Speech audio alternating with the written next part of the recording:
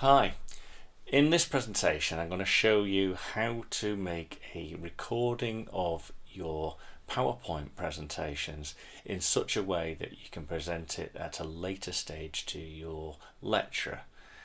In this occasion I'm going to be showing you how to do it using Microsoft Teams. The reason why I'm doing this is because some people will be running on an Apple Mac, and it turns out that the Microsoft Streams doesn't necessarily work through the web browser. Now what you're going to need to do is to start by loading up Microsoft Teams. On screen now you can see Teams running. Now what I want you to bring to your attention is the calendar mode. Now this is accessed by looking at this column on the left hand side and clicking on calendar. What we're going to do is to set up what's called an ad hoc meeting. This is a meeting to have at any time. Now don't worry, we're not going to invite anyone to it, it's just going to be you that's going to be in this meeting room. If you click on the Meet Now button,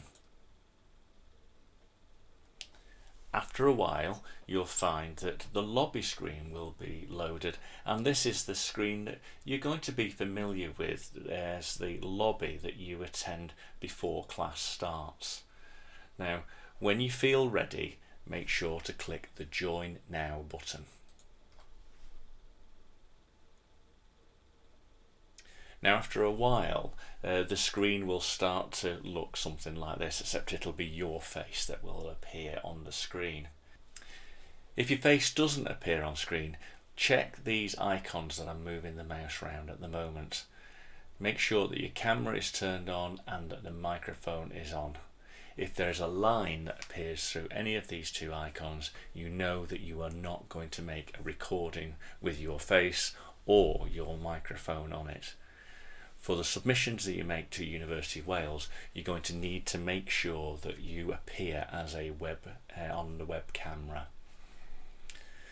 Now what I want you to do is to make sure that you have started a recording by clicking on these three buttons, or the More Actions button as indicated by the mouse.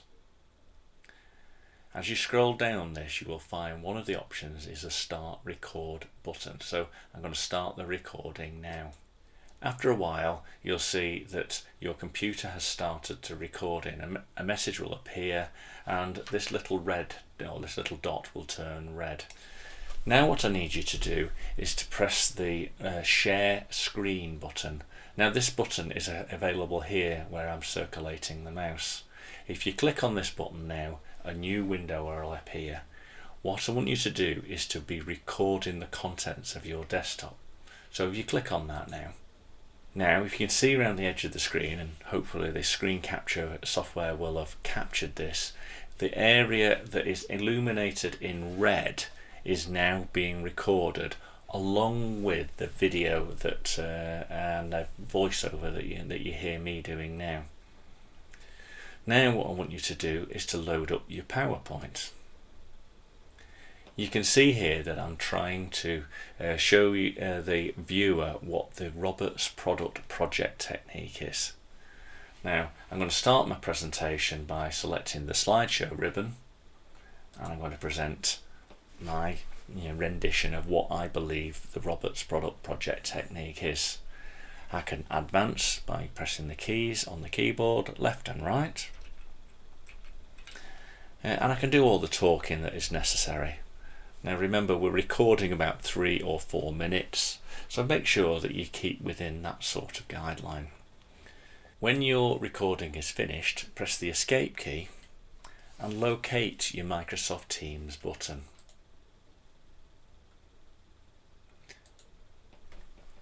Moving now back to this camera, you can see that the recording is still going because the count up counter is still going.